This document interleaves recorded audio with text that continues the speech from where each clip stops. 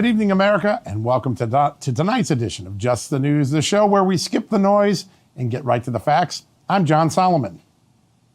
And I am your other co-host, Amanda Head. I am so grateful to be co-hosting this show with you, John Solomon. This is our very first week on air, and I am delighted to share the screen with you. You are truly Washington's premier investigative journalist. And John, just a quick anecdote. I was trying to explain to a friend of mine who is not political at all, knows nothing, doesn't follow politics at all. And I was trying to explain to him the scope of your stature in Washington, D.C. And I said, I'll just put it this way.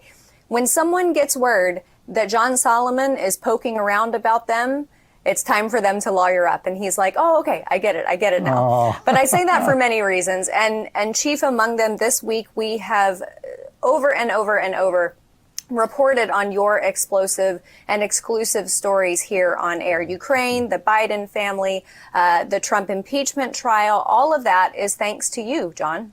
Well, it's really both of us. I've been so fun to work with you this week and break these stories. And hey, you got my hamster Chunk trending on social media, though. That's never happened to me ever, so thank you. But you know what? We got to keep up the roll here, and we're absolutely correct. We're going to break news, and tonight we're going to break more of it. Much of the work I did when we were unraveling the Russia collusion narrative raised troubling questions about whether we are living for the first time in America with a two-tier justice system, one for everyday Americans and conservatives, and another for elites and liberals. Tonight, we have uncovered a fresh example of disparate treatment that once again points to that dual system. Now, we've all seen the reports of the January 6 defendants being forced to surrender their passports. Now, I know in the major Russia cases, defendants like Paul Manafort and Rick Gates had to do the same thing, give up their passports, their right to travel. In fact, it's common for defendants in high-profile cases, when there's particularly those who have wealthy means or present a flight risk, to have travel restrictions put on them by the trial judge. That's not the case, apparently, if you're one of Hunter Biden's pals. Devon Archer, one of Hunter Biden's closest business associates, and the man who joined him on that board of the corrupt Ukrainian gas company Burisma Holdings, well, he was charged in 2016 with securities fraud, and he was convicted by a jury in 2018. Yet today, he still remains a free man, yet to be sentenced for his crimes. And a recent Just the News review of his court filings shows the judge in his case has allowed Archer, a man who often rubbed elbows with Joe Biden, John Kerry, and other luminaries, to travel the globe since his indictment and even after his conviction. There's at least 41 trips that the judge has authorized for Archer. Some of the places were for business, like Communist China and the former Soviet Republic of Kazakhstan. Others were for luxury pleasure, like Jamaica, Italy, and Turks and Caicos. I've talked to numerous defense lawyers and prosecutors tonight, Amanda, and they say they've never seen such leniency for a defendant facing serious prison time like Archer is facing. And we also looked into the judge herself, Ronnie Abrams. She is the daughter of the famed First Amendment lawyer, Floyd Abrams, and the sister of the TV legal analyst, Dan Abrams. She's also the wife of Greg Andrus. Here's a catch. He was one of the prosecutors on the Mother team who seized those passports from the likes of Paul Manafort and Rick Gates. Abrams was appointed to the bench by the Obama-Biden administration a decade ago, and this is the second time her conduct in this very case, the Archer case, has come under scrutiny.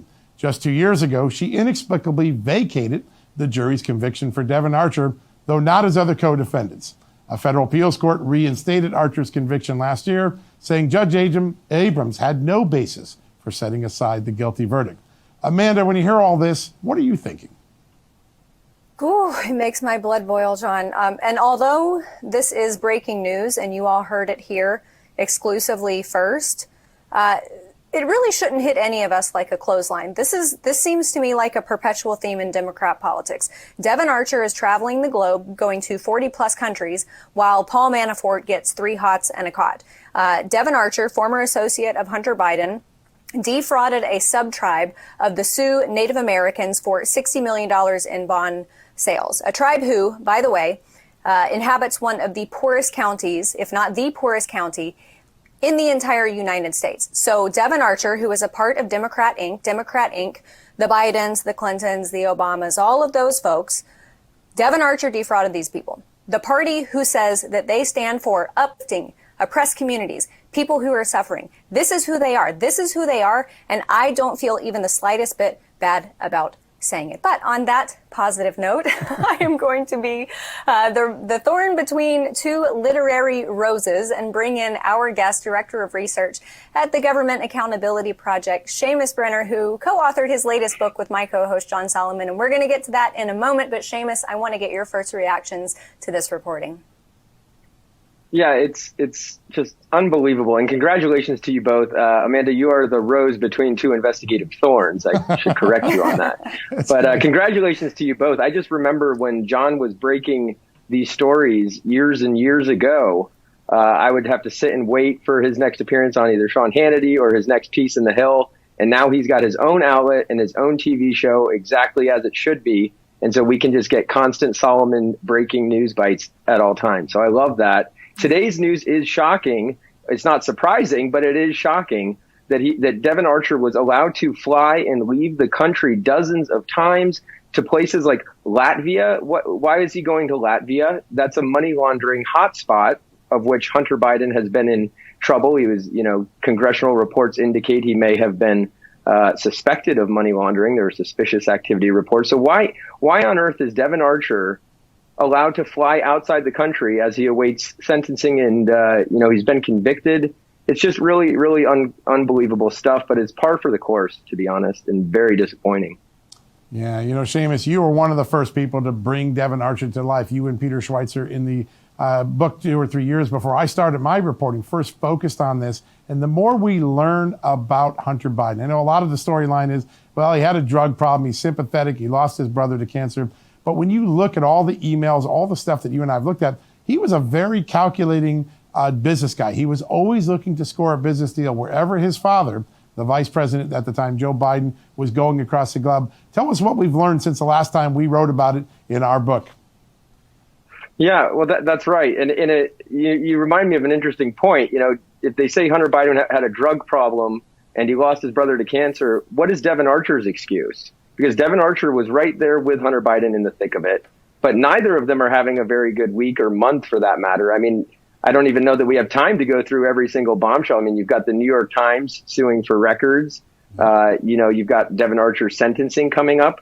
You've got this new subpoena that just came out that shows that the IRS and the DOJ were looking into Devon Archer's and Hunter Biden's records going back to 2014.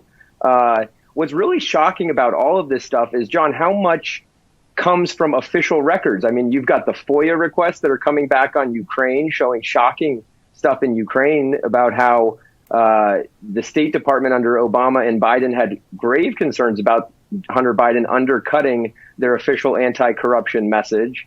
All of this comes from official documents. There's no conspiracy theory here. And so when you get these mountains and mountains of FOIAs and court documents and Secret Service travel records and congressional reports, and I could go on, these are official documents. It really makes you wonder what the heck is going on at DOJ that there's no movement on any of this. Yeah, and we're showing the conviction document right there on the screen.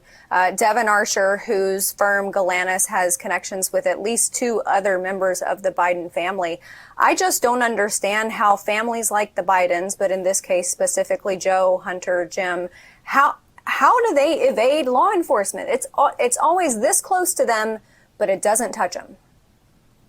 Well, I think John is onto something with this Judge Ronnie Abrams. She's come under fire before. She's coming on under fire now again. It's the people at the DOJ who seem to give slaps on the wrist. We know people like Paul Manafort don't get this kind of treatment, or the January 6th protesters, or anybody in Trump world.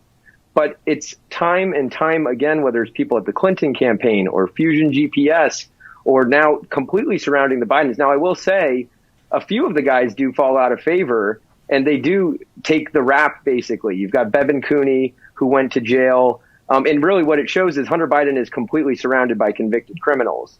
I mean, the Burisma was, cited for bribery on multiple occasions while he was there.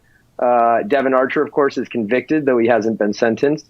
There's many Biden associates who do get nabbed, but it never seems to get to the top level. Yeah, it is remarkable. You and I had the pleasure to do a story a couple of years ago on how Hunter Biden facilitated the transfer of a company called Hanninges in Michigan, a blue-collar company, but it produced very sensitive technology for our Air Force jets. Tell us a little bit, we got about a minute and a half left. How did Hunter Biden pull off giving China our technology for our great military? Sure. Thank you. Thank you for asking that, John. That's a story that does not get enough attention, even to this day. I mean, we're learning from Peter Schweizer's new book, Red Handed, all of the Chinese cash coming into Biden Inc. But nonetheless, this AVIC deal was probably, as you say, one of the greatest wins China got. So AVIC is the Chinese state-owned aviation corporation. It's like at the highest levels of the CCP, the Chinese military. They form a relationship with Hunter Biden through his Bohai Harvest company, the private equity fund, and using Bank of China cash, AVIC is able to procure a American military manufacturer. I mean, they made windshields. The company is called Henniges Automotive. It sounds like a car parts manufacturer, which it does make, but it also made very serious export controlled technology used in fighter jets. The Chinese should have never been able to buy out an American military company that's based in Michigan. And yet they were. And so what is the X factor in all of this? Hunter Biden helped it through. And a name that's sort of escaped our conversation thus far is Chris Hines and the Kerry family. The Kerrys and the Bidens are close. Chris Hines helped set up some of these businesses with Hunter Biden and Devon Archer. Now, he wasn't involved in the AVIC deal, but what's interesting Hold it there one sec, Seamus. We got to take a quick commercial break. I want to keep right there in a second. We'll be back in a few seconds, folks, right after this commercial break.